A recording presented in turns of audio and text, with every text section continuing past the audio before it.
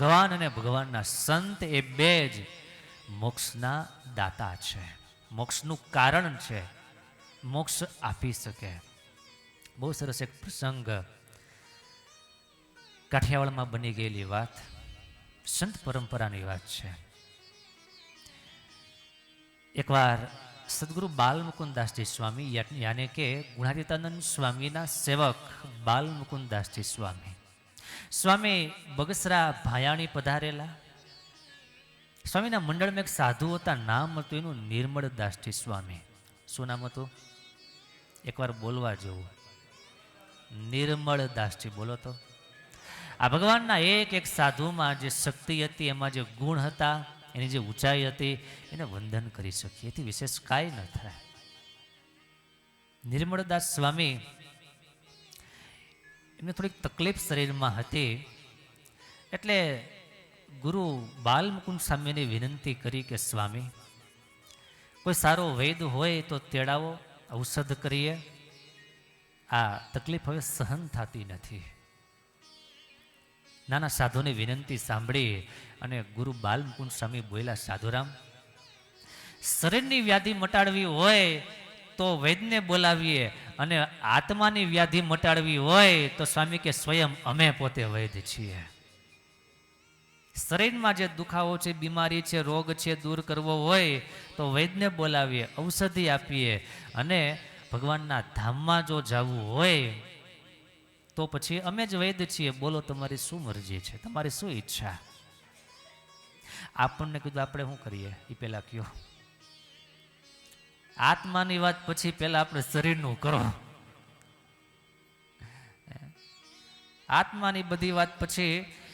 80 વર્ષના માજી હતા, ઘરમાં 30 વર્ષનો જુવાન જો દીકરો હતો, દીકરાના લગ્ન થઈ ગયા હતા, નાને ઘરે છોકરું હતું, અને એ જુવાનડો બીમાર પડ્યો. બીમાર પડતા પડતા પડતા તકલીફ વધતા વધતા વધતા કોઈ દવા અસર ન કરે, દવા કામ ન લાગે, મરણ પથારીએ પડ્યો. ઘરના બધા સભ્યો ચિંતિત. રાતનો સમય, બધાને મનમાં એમ કે આજે જાય કાલે જાય, આજે જાય કાલે જાય, એવી પરિસ્થિતિ સાવ સામાન્ય થઈ ગયેલી. એમાં બરાબર માજી ફળિયામાં ખાટલો નાખીને સૂતેલા, અને પેલો યુવાન છે ઓરડાની અંદર એને સુડાવવામાં આવેલો. રાતનો સમય બરાબર બને છે એવું જરા ધ્યાનથી સાંભળજો. તુષારભાઈ સાંભળો છો ધ્યાનથી? તો વાંધો નહીં. રાતના સમયે ઘરમાં આપણે બધા ઢોર રાખતા હોય, ભેંસ રાખતા હોય, એમાં બરાબર એક ભેંસ છૂટી, અને રાતે હાલતા હાલતા એ બરાબર ડોસીમાના ખાટલાએ રે ભટકાણે.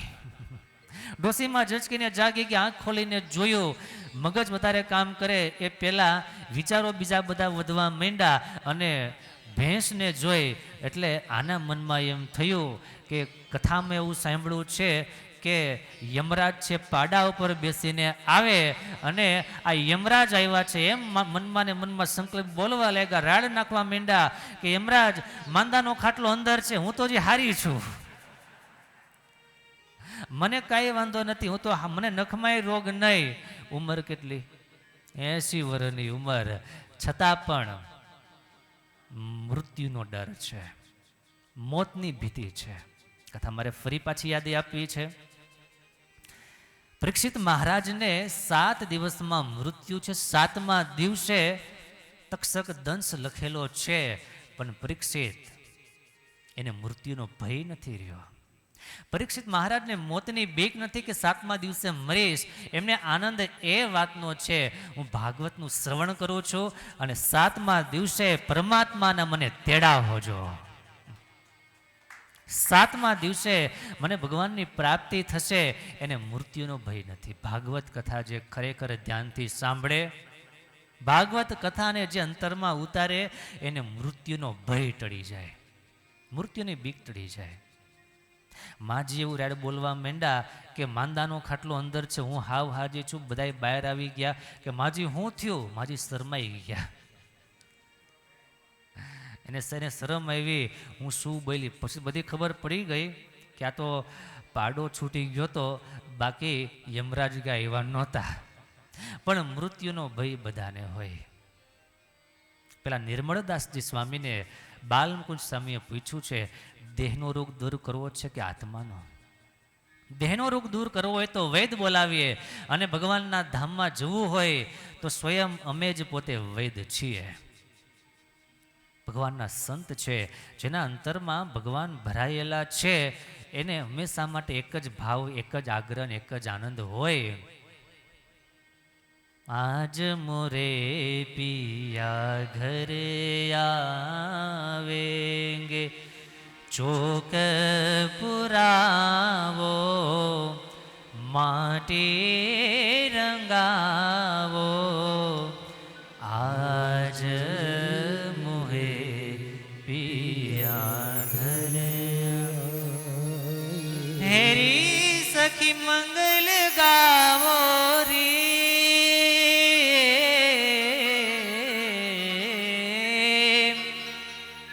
હારે કોઈ કાજર લાવો રી, મોહે કારા टीका लगावो री, उनकी छब से दिखो मैं तो प्यारे,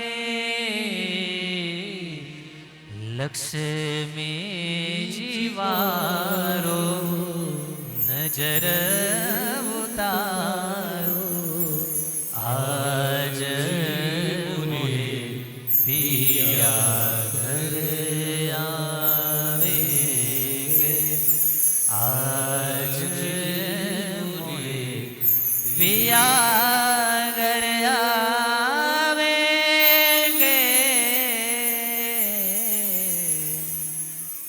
આજ મોહે પિયા ઘર આવે. આવા કથા સાંભળીને નક્કી કરીએ, મૃત્યુ જે દિવસે આવે તે દિવસે પણ એટલા જ આનંદ, એટલા જ ઉમંગ, એટલા જ ઉમળકા સાથે પરમાત્માના આપણને તેડા છો.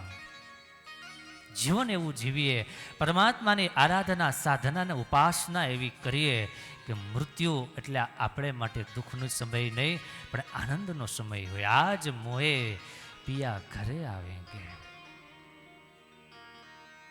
નિર્મળદાસ સ્વામી મુમુક્ષુ સંત હતા, અને સ્વામીને કહે છે, ધામમાં મોકલી દેતા હો તો મારે બીજા કોઈ વેદનું કામ નથી, મારે કોઈ દવા કરાવી નથી, મારો ભવરોગ ટાળો.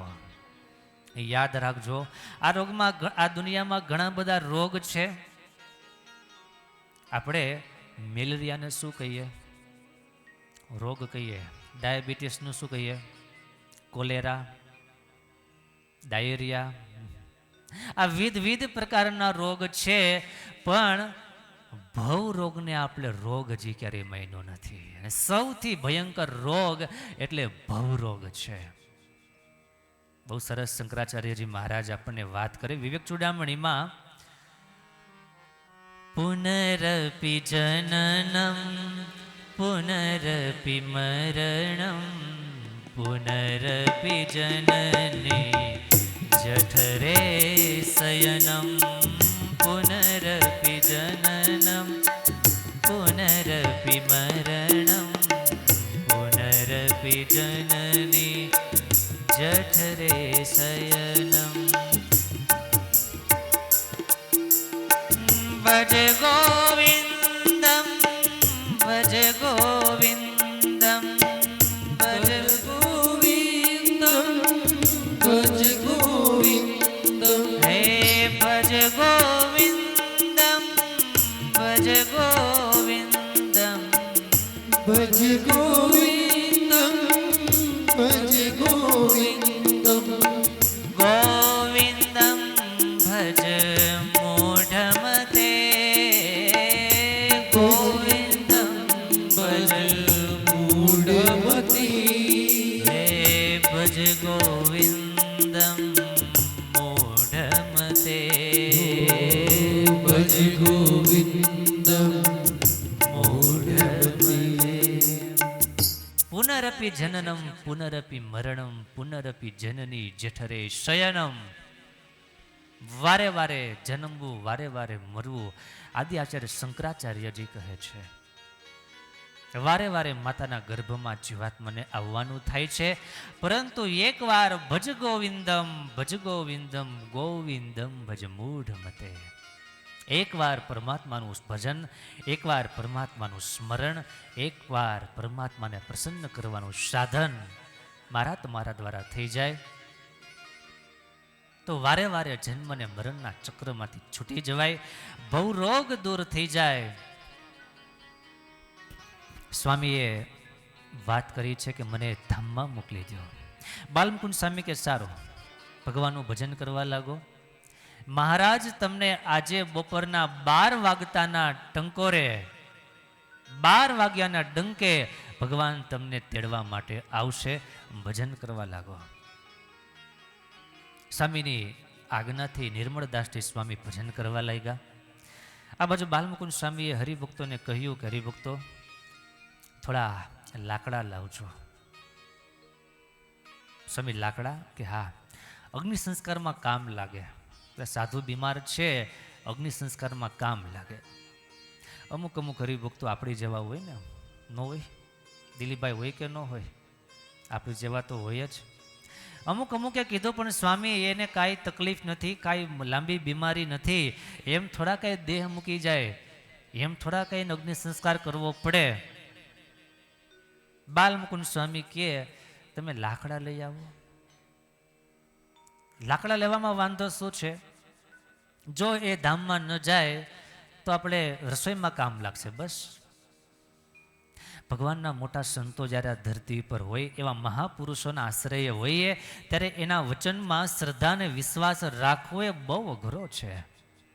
સારા સારા ડોલાઈ જાય, કારણ કે બુદ્ધિ આડી આવીને આવરણ કરતી હોય છે. બુદ્ધિ બહુ બગાડે છે કામ. વિશ્વાસપાત્ર જે હરિભક્તો હતા, વિશ્વાસુ હરિભક્તો, સ્વામી કેમ કરવું એ સ્વામીની આજ્ઞા પાડી, સ્વામીને રાજી કરીએ. અગ્નિ સંસ્કાર થાય તોય ભલે, ન કરવો પડે તોય ભલે, જે હોય તે આપણે સ્વામીને રાજી કરવા માટે લાકડા લાવીએ. હરિભક્તો વચનમાં વિશ્વાસુ હતા, લાકડાનો ઢગલો કર્યો છે. આ બાજુ સ્વામીના કીધા પ્રમાણે બરાબર બપોરનું ટાણું થાય, સંતો પંક્તિ કરવા માટે જ્યાં બેસે અને ત્યાં નિર્મળદાસ સ્વામી પથારીમાં સૂતા હતા. ઊભા થઈને કીધું, અહો અહો મહારાજ પધાર્યા, મને મહારાજ લેવા માટે આવ્યા છે, હું જાઉં છું ભગવાનના ધામમાં. જય સ્વામી નારાયણ. એમ કરી નિર્મળદાસ સ્વામી ભગવાનના ધામમાં પધાર્યા. આ કારણ છે ભગવાનની ભક્તિનું. ભગવાનના ભજને કરી અને ભગવાનના આશ્રય કરી અને જીવાત્મા તમામ માયાના બંધન થકી મુક્ત થઈ શકે છે.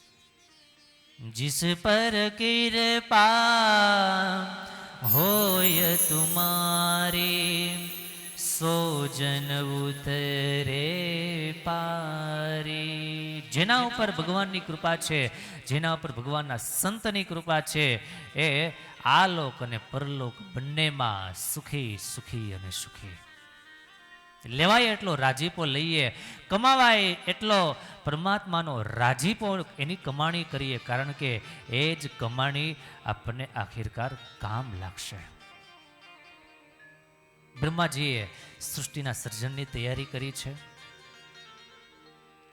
પણ જ્યાં પૃથ્વી ઉપર સમસ્ત વસ્તુઓની તૈયારી કરવા જાય ત્યાં પૃથ્વી રસાતળમાં જતી રહી છે અને બ્રહ્માજી મૂંઝાણા છે. હવે સર્જન કરવું તો કઈ રીતે કરવું, શું કરવું? અને એ જ વખતે ફરી પાછી યાદ આવી છે કે જ્યારે જ્યારે પણ મુશ્કેલી પડે ત્યારે ત્યારે પરમાત્માને યાદ કરીએ. અને આપણા બધાની પણ એ જ કમજોરી છે. કઈ? મને મુશ્કેલી જ્યારે પડે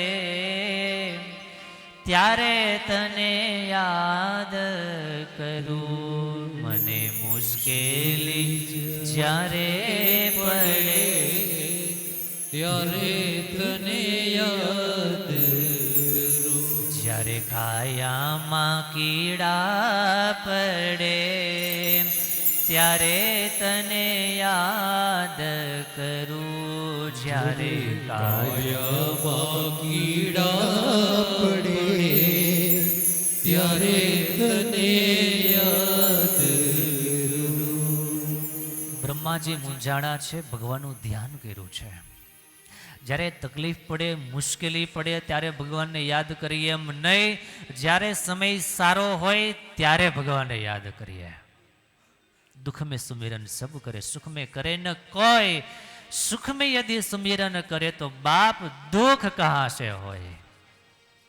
सुखમાં ભગવાનને યાદ કરીએ, સારા સમયમાં ભગવાનનું ભજન કે ભગવાનની સેવા પરિચર્યા કરે તો દુઃખ કહાં સે હોય, તો દુઃખ ક્યાંથી હોય? માટે સારા સમયમાં પણ ભગવાનને યાદ કરીએ. બ્રહ્માજીએ ભગવાનનું સ્મરણ કર્યું છે કે ભગવાન શ્રી હરિ જ મારું કામ પૂર્ણ કરશે. બ્રહ્માજી ભગવાનનું ધ્યાન કરે છે અને એ જ સમયે બ્રહ્માજીના નાસિકામાંથી નાનું એવું ભૂંડનું બચ્ચું નીકળ્યું છે. इत्यभिध्यातो नाशा विवराससानध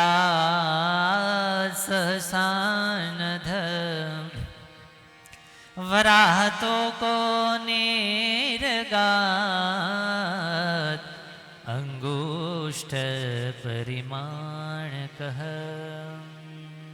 एक अंगूठा जीवड़ो वराहना रूप रूपे બ્રહ્માજીના નાસિકામાંથી પ્રગટ થયા છે.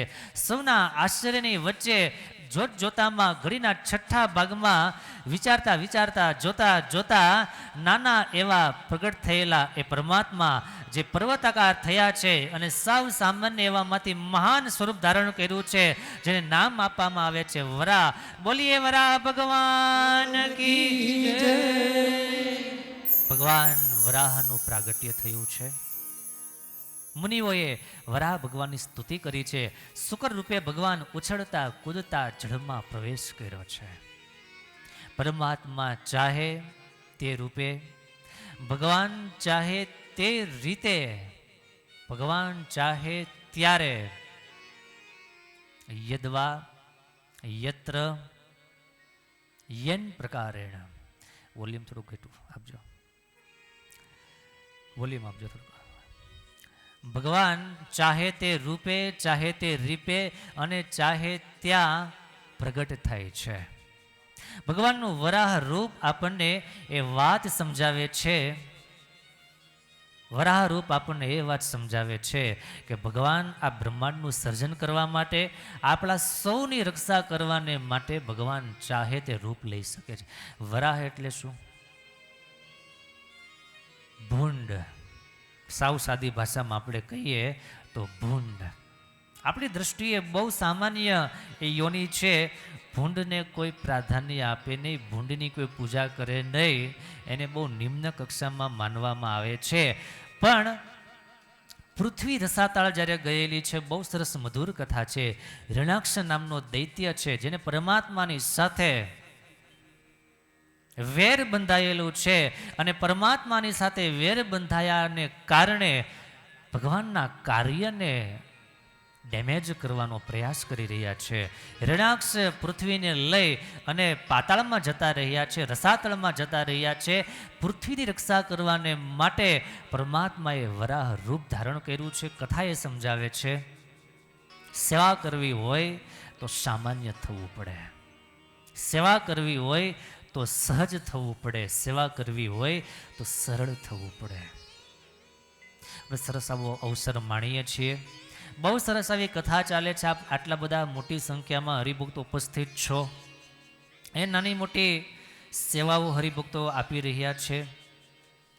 આપણે સુરતથી ઘણા બધા ભાઈઓ બહેનો મહારાજને રાજી કરવાને માટે, સંતોને રાજી કરવાને માટે, આપ સૌ હરિભક્તોને રાજી કરવાને માટે સેવામાં જોડાય.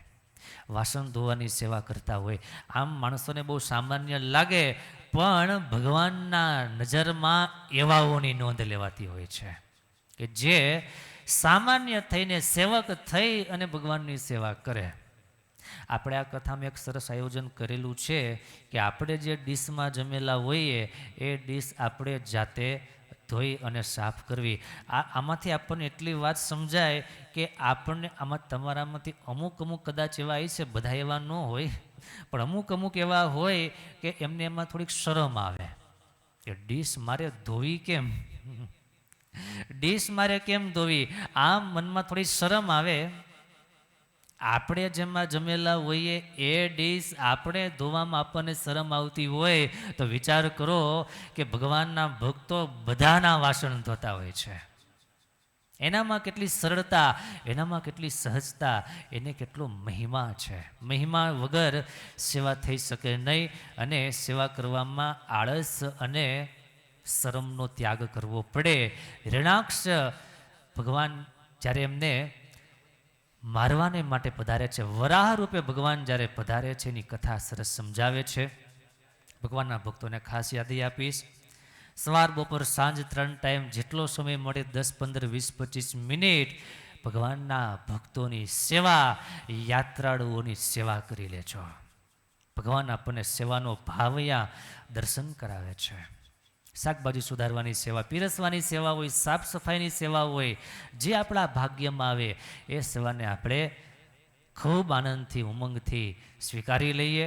ભગવાન પૃથ્વીને જળ ઉપર લાવ્યા છે, પોતાના 2 દાંત ઉપર પૃથ્વીને સ્થિર કરી અને જળ પર સ્થિર કર્યા. બ્રહ્માજી સ્તુતિ કરી છે. વરાહ ભગવાનની સ્તુતિ બહુ સરસ બ્રહ્માજીએ કરેલી છે, અને ભગવાન વરાહ અંતર ધ્યાન થયા છે. વિદુરજી પૂછે છે મૈત્રેય ઋષિને કે મુનિરાજ, હિરણાક્ષની સાથે ભગવાનની સાથે હિરણાક્ષને વેર શા માટે હતો? શા માટે યુદ્ધ કરવું પડ્યું? એ કથા બહુ અદ્ભુત છે, પરંતુ એ કથા અત્યારે નહીં. એ કથા આપણે આવતીકાલે કેટલા વાગે બોલો, ફરીથી બોલો. તે 8:30 વાળા રોંગ. 7 આવતીકાલે 7 વાગે આપણે કથાનું શ્રવણ કરીશું. શું કામ? જાવું એને યાદ હોય બોલો તો. ઋષિકેશ દર્શન કરવા માટે જનારા છીએ. આજે હરિદ્વાર દર્શન કરવા માટે જવું છે. કથાને આપણે વિરામ આપવો છે. પણ વાલા ભક્તજનો, બહુ અદ્ભુત કથા થઈ. આજે બીજો દિવસ અહીંયા આપણે પૂર્ણ તરફ જવું છે. હિરણાક્ષની કથા શા માટે દૈત્ય હતો, શા માટે એમને ભગવાન સાથે યુદ્ધ થયું, વગેરે વગેરે તમામ વાત આપણે આગળ ઉપર આવતીકાલે બરાબર 7 વાગ્યાના સમયે સાંભળશું. કેમ થશે કાલે? હા, એ કહી દો. આજે આપણે અહીંયા પ્રસાદ લઈ અને હરિદ્વાર દર્શન કરવા માટે જવાના છીએ. બહાર રિક્ષાઓ ગોઠવાઈ જશે. જે હરિભક્તોએ નામ નોંધાવેલા હોય એ બધાને માટે વાહનની વ્યવસ્થા છે. લગભગ 5-6 કલાક જેટલો સમય આમાં આપણે પ્રાપ્ત થવાનો છે. ઘણા બધા તીર્થસ્થાનો છે. તીર્થની સૂચિ વોટ્સએપમાં બધાને મળી ગઈ છે. આંગળી ઊંચી કરો જેને મળી હોય. જેને ન મળી હોય ન મળીને આપ દેજો. ગ્રુપ આપણે બનાવેલું છે, એકબીજાને મદદરૂપ થવું. 2-3 વાત ખાસ મારે કેવી છે. દર્શન કરવા માટે જઈએ, જોકે અત્યારે બહુ ભીડ નથી, પણ તમારી રિક્ષામાં તમે જેટલા સાથે ગયા હો એ બધાએ એકબીજાનું ધ્યાન રાખવાનું છે. તમારું ધ્યાન બીજા રાખે, બીજાનું ધ્યાન ઓટોમેટિક બધા સીધા થઈ જાય. કોઈ પ્રશ્ન આવે નહીં. એકબીજાનું ધ્યાન રાખવું, એકબીજાની સાથે રહેવું. આપણે લઈ અને બીજા કોઈ હેરાન થાય એવું ન કરીએ. અને દર્શન કરવા માટે જઈએ છીએ ત્યાં બેસવા માટે નહીં. બરાબર? દર્શન કરીને આગળ નીકળી જવું. કારણ કે લગભગ 13 જેટલા સ્થાનકો છે. મને જરાક યાદી આપજો. 13 જેટલા સ્થાનકો છે. બહુ સમયસર આપણે નીકળી જવું છે. અને 6 થી 7 કલાક જેટલો આપણો આજનો સમય દર્શનમાં અને યાત્રામાં વ્યતીત કરવાનો છે. સારા સારા જોવાલાયક જે કાંઈ સ્થાનકો છે એ બધાનો સમાવેશ આમાં કરેલો છે. બાકી હરિદ્વારમાં ગલીએ ગલીએ મંદિરો છે. જ્યાં જાઓ ત્યાં મંદિરો છે, જ્યાં જાઓ ત્યાં પોતાની વાત કરતા હોય. પણ આપણે માટે મુખ્ય જે આનો જે ઐતિહાસિક છે, જોવાલાયક છે, જાણવાલાયક છે એવા 13 સ્થાનકો અહીંયા આજે આપણે જ્યાં દર્શન કરવા જવાના છીએ. નવગ્રહ દર્શન યંત્ર મંદિરમાં, ત્યારબાદ જગતગુરુ આશ્રમ, હરિહર મંદિર, દક્ષ પ્રજાપતિ મંદિર, માનવ કલ્યાણ આશ્રમ, પાવનધામ તેમજ હરકી પૌડી. જોકે આપણી આ કથા આપણે અહીંયા કરી એ આમ તો પાવનધામમાં કરવાના હતા. પણ પાવનધામમાં આના જેવી એટલી મજા ન આવી, એટલે માધવાનંદ આશ્રમમાં ભગવાનની કથા સાંભળીએ છીએ. એકવાર આશ્રમના અહીંના સંચાલકોને તાળીઓથી વધાવીએ. ખૂબ સારી રીતે આપણને વ્યવસ્થિત હૂફ આપે છે, બળ આપે છે અને આપણને સારું એવું કોપરેટ કરે છે. ત્યારે આવો સરસ પ્રોગ્રામ થાય છે, સરસ ઠંડો ઠંડો આવો હોલ. ગરમી થાય છે કોઈને? જરાય નહીં, ઠંડી લાગે છે. તો આ બધા સ્થાનકો છે, પાવનધામ, હરકી પૌડી આપણે છેલ્લે જવાનું છે. ત્યાં આરતીનો લાભ લઈ અને આપણે અહીંયા પહોંચશું. એવી જ રીતના ઇન્ડિયા ટેમ્પલ, શ્રીરામ મંદિર, ચિત્રકૂટ આશ્રમ, માતા વૈષ્ણોદેવી મંદિર અને ભારત માતા મંદિર, આ અમુક મંદિરોમાં સરસ પ્રદર્શન છે. એ બધું જોવાલાયક છે. તો આ બધું આપણે જોવાનું છે. અને 12:30 વાગે અહીંયાથી આપણે રવાના થશું. સાંજે 6:30-7 વાગ્યા સુધી અનેક તીર્થોમાં દર્શન કરી, ગંગાજીના જળને મસ્તક પર ચડાવી અને બધાએ દર્શન સારા કરી લેજો. અને વગર કીધે સેલ્ફી તો લઈ લેવાના છો, એમાં કંઈ કહેવાની જરૂર છે જ નહીં. ફોટા સરસ પાડી લીધો, યાદી રહેશે તમારે. અને સાંજનો પ્રોગ્રામ ખાસ હરિભક્તો ધ્યાનમાં રાખે. આજે રાત્રે પ્રસાદ લઈ અને બરાબર 8-8:15 વાગ્યાના સમયે આપણા આ જ સત્સંગ હોલમાં એકાદ કલાકની સરસ મજાની ભજન સંધ્યા રાખેલી છે. આપણા સંગીતકાર મિત્રો ભાવેશભાઈ કથિરિયા તેમજ જયંતિભાઈ, એ બે મિત્રો બહુ સરસ એની સાથે ખુશાલ ભગત તબલાની સંગત આપી અને સરસ મજાના પ્રાચીન ભજનોની ગંગાને કિનારે રેલમછેલ બોલાવાના છે. સરસ મજાના પ્રાચીન ભજનો આપણને સાંભળવા મળશે, ખૂબ આનંદ થશે. તો ભજન સંધ્યા સંતવાણીનો પ્રોગ્રામ આજે રાત્રે 8-8:15 વાગે અહીંયા જ કથા હોલમાં. એટલે જમીન થોડી ઘણી નાની મોટી સેવા હોય તો સેવામાં જોડાઈ જાય. અને ઝાઝા હાથ રળિયામણા ઘણા બધા હરિભક્તો સેવામાં લાગે. ભાઈઓ બહેનો જેને જે યોગ્ય હોય અને જ્યાં જેને જગ્યા મળે સેવામાં લાગી જાય, એટલે જલ્દી કામ પૂર્ણ થઈ જાય અને સૌ પ્રોગ્રામમાં જોડાઈ શકે. એટલે રાતનો પ્રોગ્રામ આપણો ભજન સંધ્યાનો એ ખાસ હરિભક્તો ધ્યાનમાં રાખજો. પછી એમ નહીં કહેતા કે થાકી ગયા છે ને સૂઈ જવું છે. પછી આપણે હોવાનું છે, આપણે બહુ લાંબુ આપણે ખેંચવાનું નહીં. 9:30-10 વાગ્યે આપણે આનંદથી પ્રોગ્રામ પૂરો થઈ જશે અને ત્યારબાદ શાંતિથી આરામ થઈ જશે. એટલે પૂરેપૂરો લાભ માણવાનો છે. એવી તમામ ભક્તોને ખાસ ભલામણ. જે લોકો પોતાની રીતે ફરવા જવાના હોય અને બપોરે કે રાતના જમવાના ના હોય એવા યાત્રિકોએ અગાઉથી જ ત્યાં જાણ કરી દેવી. આપણે કાઉન્ટર છે, થાળ ભેટનું કાઉન્ટર, ત્યાં જાણ કરી દેવી, જેથી કરીને ભગવાનનો પ્રસાદ બગડે નહીં. જે ટાઈમ આપણે જમવાના ન હોઈએ એ ટાઈમ આપણે કહી દેવું ભાઈ આ ટાઈમ જમવાનો નથી. પછી એમાં એવું નહીં રાખવાનું એમાં શું ફેર પડે ને આપણે અહીંયા ક્યાં મફત આવ્યા છીએ, આવા કોઈ ક્યારેય વિચાર કરવા નહીં. અને કાલે સવારે 10 વાગે અહીંથી ઋષિકેશ માટે નીકળી જવાનું છે. એટલે સવારે 9 વાગ્યે આપણે પેટ ભરીને પ્રસાદ જમી લેવાનો છે. બરાબર?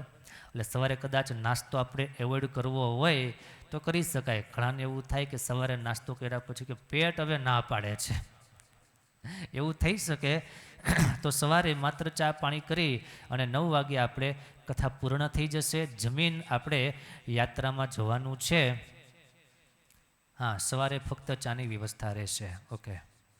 અને આનંદની વાત હરિભક્તો કે રામનવમીના દિવસે બપોરે 12 વાગ્યે જે સમયમાં મર્યાદા પુરુષોત્તમ ભગવાન રામચંદ્રજીનું પ્રાગટ્ય થયું છે, એ જ બરાબર 12 વાગ્યાના સમયે આપણા આ સત્સંગ હોલમાં ભવ્યાતિ ભવ્ય રામ જન્મોત્સવ ઉજવવાનો છે. ભગવાન રામચંદ્રજીની કથા 9મા સ્કંદમાં આવે છે. આપણે 3જા સ્કંદની કથાને સાંભળીએ છીએ. 9મા સ્કંદની કથા આપણે રામનવમીના દિવસે અહીંયાથી ઉજવીશું. ધામધૂમથી રામલલાના પ્રાગટ્યને બપોરે 12 વાગે ઉજવશું. અને તે જ દિવસે સાંજના સમયે મહાપૂજાનો કાર્યક્રમ છે. અહીંયા ભગવાન પુરુષોત્તમ નારાયણની અદ્ભુત મહાપૂજા થશે, જેમાં અક્ષરધામના મુક્તોનું પણ પૂજન થાય. બહુ મોટો મહિમા છે. તો ભગવાનના પ્રાગટ્ય દિવસ જેવો પવિત્ર દિવસ બીજો હોઈ ન શકે. તો એ દિવસે આપણે ગંગાજીને કિનારે અહીંયા મહાપૂજાનો લાભ લઈશું. હવે મહાપૂજા અહીંયા કરીએ કે ગંગાને ઘાટ ઉપર કરીએ એ વિચાર કરી લેશું. ઓકે, અહીંયા જ શરૂ અહીંયા આપણે કરી લેશું. તો ભગવાનના ભક્તોને ખાસ ભલામણ કે મહાપૂજામાં પણ હરિભક્તો લાભ લઈ શકે છે. એમાં મુખ્ય યજમાન પર જેને પ્રાપ્ત કરવું હોય એમને 5100 રાખેલા છે, અને સહયજમાન પદે લાભ લેવો હોય એમના આપણે 2100 રૂપિયા રાખેલા છે. નાના હરિભક્તો હોય, પરિસ્થિતિ સામાન્ય હોય તો 501 રૂપિયા નોંધાવી અને મહાપૂજામાં પણ બેસી શકશે. અને જે મુખ્ય યજમાન થશે એમને સંતોની સાથે બેસવાનો લાભ પ્રાપ્ત થશે. કથાના મુખ્ય યજમાન, કથાના દૈનિક યજમાન પદે લાભ પ્રાપ્ત કરવો હોય, ભગવાનના સંતોને આવા સરસ મજાના પવિત્ર તીર્થમાં જમાડવા હોય, ભગવાનના સંતોને રસોઈ આપવી હોય, ભગવાનને થાળ કરાવવા હોય, તેમને આપણે માત્ર 2100 રૂપિયાની સેવા રકમ રાખેલી છે. સામાન્ય હરિભક્તો 1100 રૂપિયા આપીને પણ લાભ લઈ શકે છે. આપની જાણ માટે અહીંયા ઘણા બધા હરિભક્તોની સેવાઓ આવી રહી છે. એકવાર યાદી લઈ લેશું. આવું સૌને ભગવાનનો રાજીપો વ્યક્ત કરીએ. આપણે વાત કરી હતી કથા અંતર્ગત કે ભક્તિબાગ મંદિરના નિર્માણ અર્થે 1,11,111 રૂપિયા આપણા ઓમપ્રકાશભાઈ એમના તરફથી છે. એ જ રીતના 5100 રૂપિયાની સેવા ધ્રુવીબેન પટેલ તેમજ 1100 રૂપિયાની સેવા પ્રકાશભાઈ ચોવટિયા સંતોની રસોઈ પેટે આવે છે. સાભાર સ્વીકાર કરીએ. આ ધ્રુવીબેન પટેલની રસોઈ અમારે ભાવેશભાઈ તરફથી, તાળીઓથી આપણે ભાવેશભાઈને વધાવીએ, યજમાનની વધાવીએ. કારણ કે ભાવ હોય તો સેવા થાય અને ભાવ હોય તો સેવા આપણે કરાવી શકીએ. બરાબર. એ જ રીતના મહાપૂજા નિમિત્તે 501 રૂપિયાની સેવા નિર્ભય ભાવેશભાઈ તેમજ મંદિર નિર્માણ અર્થે દાન ભેટ નિમિત્તે 21,000 રૂપિયાની સેવા ઉષાબેન પટેલ તરફથી આવે છે. તાળીઓથી આપણે એમને વધાવીએ. એ જ રીતના 2100ની સેવા પ્રદીપભાઈ ઈચ્છારામભાઈ ઓસ્ટ્રેલિયા મહાપૂજા નિમિત્તે આવે છે. મહાપૂજાના સહયજમાન પદે આવે છે. તાળીઓથી વધાવીએ. અમારે ત્યાગ સ્વરૂપ સ્વામી આપણને દર્શન આપી રહ્યા છે. એમને પ્રેરણા કરી કે ગંગાજીને કિનારે આવું સરસ કાર્ય સંતો લઈને આવ્યા છે, કંઈક કરવું હોય તો. એટલે સ્વામીની પ્રેરણાથી મહાપૂજાના સહયજમાન પદે ઓસ્ટ્રેલિયામાં બેઠા પ્રવીણભાઈ ઈચ્છારામભાઈ નોંધાવે છે. સાભાર સ્વીકાર. એ જ રીતના 1100ની સેવા દિલીપભાઈ હિંડોચા તેમજ 1100 રૂપિયાની સેવા વિમલભાઈ હિંડોચા એના તરફથી આવે છે. આ હરિભક્તોને આપણે તાળીઓથી વધાવીએ. અન્ય જે કંઈ સેવાઓ હશે એ આપણે હવે પછીના સેશનમાં, રાતના સેશનમાં આપણે યાદી આપી દેશું. હરિભક્તોને ખાસ ભલામણ કે આપના તરફથી જે કાંઈ સેવા આવશે, જે કાંઈ અનુદાન આવશે એ તમામ આપણા ભક્તિબાગ મંદિરના નિર્માણમાં વપરાવનારું છે. ભગવાનનું મંદિર નિર્માણ થાય, હજારો વર્ષ સુધી જે મંદિરમાં ભગવાનનું ભજન થાય એ ભજનનું ફળ આપણને પ્રાપ્ત થતું હોય ત્યારે ખોબલે ને ધોબલે ખૂબ આનંદ, ઉમંગ અને ઉદાર દિલથી ભગવાનની સેવામાં જોડાઈએ. જે કાંઈ સેવાઓ હશે એ આગળ ઉપર આપણે જાહેરાત કરતા રહીશું. આવો થોડીવાર પરમાત્માના નામ સંકીર્તનની સાથે ઘડીકવાર ઊભા થઈ અને રાસ લઈ લઈએ. ગોળ ગોળ બહુ ફરવું નથી, ઊભા જ આપણે રાસ લઈ લઈએ. પગ મોકળા થઈ જાય. બહુ આનંદ કરીએ. વૃંદાવનજીને કિનારે જે રીતે ભક્તિ દેવી જેમ તરુણ થયા છે એમ આપણે સૌ કોઈ ભગવાનની ભક્તિમાં તરબતર થઈ અને રાસ લેશું. ત્યારબાદ પૂર્ણાહુતિની આરતી કરીને આપણે છૂટું પડવાનું છે. બધા ભક્તોને ખાસ ભલામણ છે.